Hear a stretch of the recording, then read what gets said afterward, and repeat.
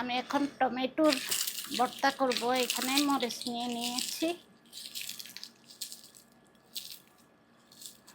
লাল মরিচ, ধনিয়া পাতা, এই যে এই পেঁয়াজগুলা, এগুলা দিয়ে ভর্তা করব আমি এখন। টমেটোর ভর্তা আর কি, কার কার পছন্দ বলবেন।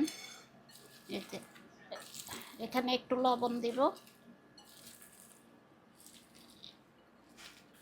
এই যে আমি একটু লবণ দিয়েছি।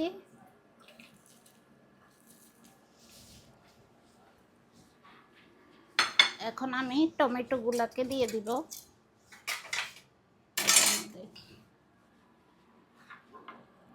টমেটোকে আমি তেলে নিয়েছি, একদম শুকনা করে আর কি।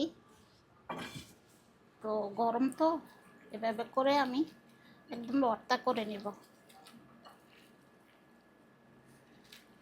গরম দেখছেন?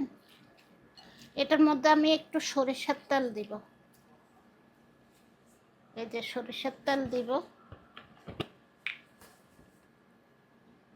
গরম ভাতের সাথে কেমন লাগবে বলেন তো?